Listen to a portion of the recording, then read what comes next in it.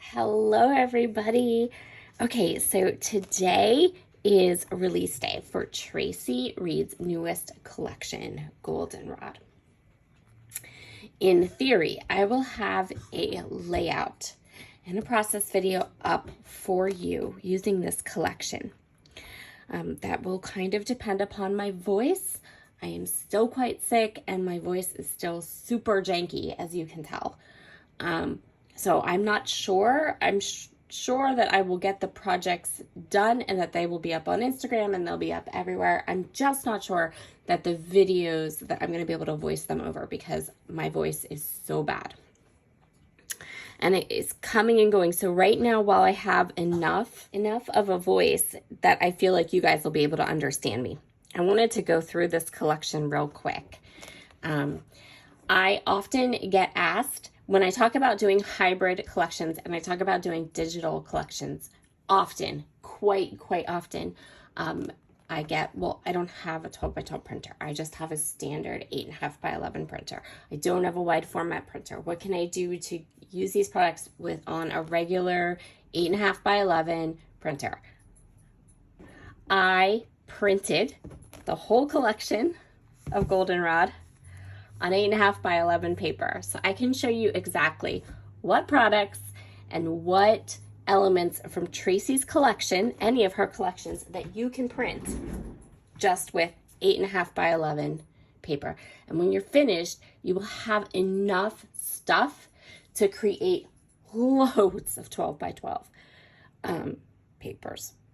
projects. So, one thing I will tell you, all printers will print colors a little different. My husband is a printer technician. It's what he does for a living. And he has explained this to me like 100 times, and I don't want to get into all the nuts and bolts of it, but just know that what you see on the screen may not be how your printer prints one of Traci's collections, and that's okay. They will print beautifully, but they might not print exactly the same. Okay. The other thing I will say is that once your collection is printed, once you have it physically printed sitting in front of you, not when you're looking at it on a screen. Don't color match cardstocks when you are looking at something on a screen. Print it. Then take these printed things over to where you keep your cardstocks and then mix and match colors. You'll get much better matches. You'll be much more happy with the results. And then you can always do the same thing with inks, with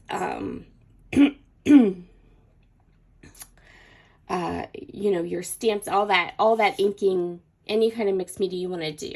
Make sure that you're color matching from your printed product, not from your screens. Okay, so I'm going to go through the projects that I think work best when printed at 8.5 by 11, and then they can be printed on any printer. First one is the sticker kits. So the sticker collections also work for fussy cutting or cutting with your silhouette. Doesn't matter. This is the Goldenrod sticker kits. I'm just going to flip through them here quick. I have printed them with fussy cut lines because I personally like to fussy cut, but you can always find another, you can cut with your silhouette if you want. Okay, so you can see all these beautiful, and then all the numbers. So that is what you get in the sticker collection. When you get your collection, when you get your stickers, you just have to unzip the files and then shoot it to your printer the way you always do. And then paper. Epson Premium Matte Presentation Paper is the best. Okay, the next thing from the kit that I think really is good are the journaling cards. Journaling cards are exactly what it sounds like. These cards are lines for journaling, spots for journaling, or They are more kind of decorative little pieces that you can cut apart or use as pocket cards on your projects.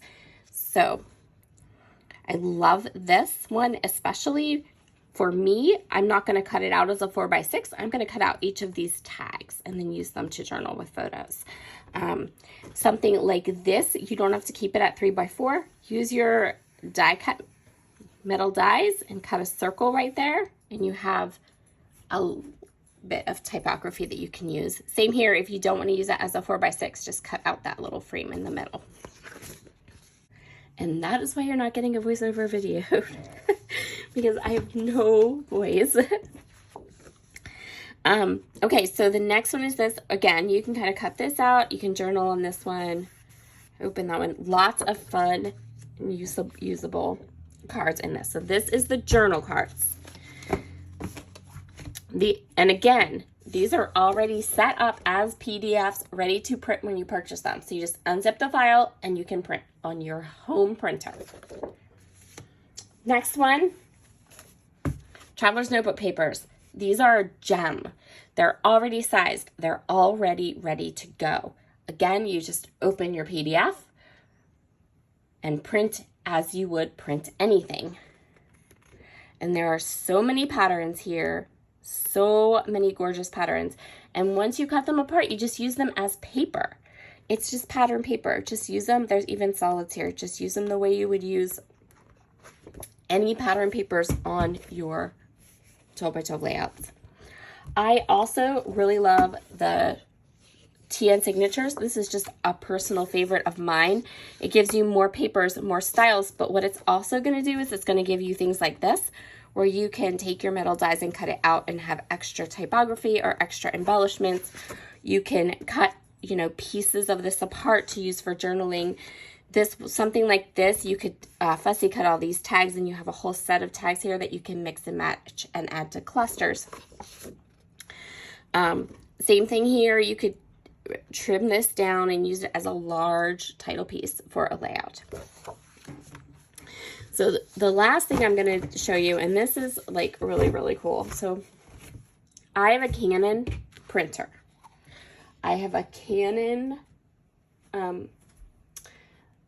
well, it doesn't matter because I have a wide format paper printer, and the specific purpose of this layout, of this particular video, is to show you what you can print without needing that. So, can I print papers? Yep. So this is really easy to do. My Canon printer, what you do is you unzip the file, you download your image exactly as a JPEG. You download and get the JPEGs that you want of the pattern papers. So the next thing you have to worry about is sizing. Well, in my experience, unless you have some like super duper really, really, really old printer, all you have to do is whatever steps you take to print a square photo with a white border, those are the steps that you take to do this. For me, that just means I put these pictures, because they're JPEGs, so the printer's treating them like a picture. I just put my picture into the printer to print, send it to the printer, and have it border the picture and print the picture at 8.5 by 11, and you get papers. They will scale down. They come out to be 8 by 8 on an 8.5 by 11, and you can have all of the patterns that you want. Really, really easy process. So if you print pictures from home, not on even on a selfie, really, because you still have to get that border around a square photo. So whatever process you use to get your printer to print a square photo with a white border around the edges, that is what you want to do with these files. They are just JPEGs. You receive them, you unzip them, you have a set of JPEG pictures. And then if you look at it that way, it becomes really easy. All printers are different. You know your printer. For me, what I have to do to get this to print like this is just to pull my JPEG in, border it, and then tell my printer I am printing on 8.5 by 11 paper, and it will do it for me. So I know different printers have different functions, so I felt like going through all the steps for my printer would be really, it might be useless pretty much if that's not the exact same printer that you have. But I know that Canon's printers, all of them pretty much they all run on the same app. So go into your Canon print app, hit the photo print, tell it you want your picture bordered and printed on 8.5 by 11 paper, and you get an 8 by 8 patterned paper. And you can have every pattern paper that you desire. You can pick and choose pattern papers. So don't let not having a wide format printer stop you.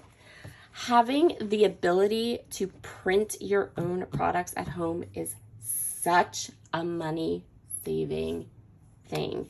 Even if I don't use any kind of special ink. I just use generic ink from Amazon.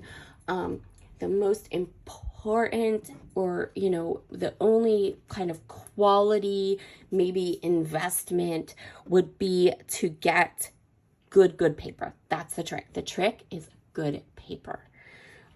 So for this, just to reiterate, and then my voice will be gone, for this, to print a pattern paper, 12 by 12, a paper that's for 12 by 12 printing on an 8.5 by 11 page.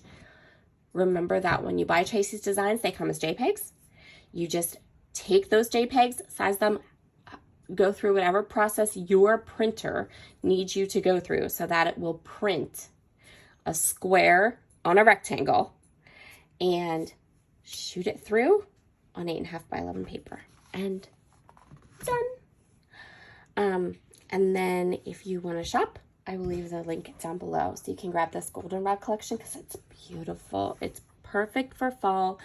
And if there is not a process video up to go with this today, it will be up as soon as this. There won't be a process video because my voice, but it will be up. We're going to come back to process videos. My voice is like, until I get it back. But just know that these are the sets from Traci that you want to grab in the shop. So or the ones that I recommend. Traveler's Notebook signatures, the Traveler's Notebook papers, the journaling cards, and the stickers. I hope that was enlightening for you. I hope that it helped you to kind of understand what you're getting when you buy a hybrid collection, how you can use whatever printer you have at home to be able to print her gorgeous designs out, and how you can play, what you can do. How gorgeous, right? And you got to see most of the kit collection. So I am going to go ahead and get cutting all of these. And I hope that you all have a wonderful, wonderful weekend. And I hope that you enjoy this gorgeous Goldenrod release. Okay, talk to you soon. Bye.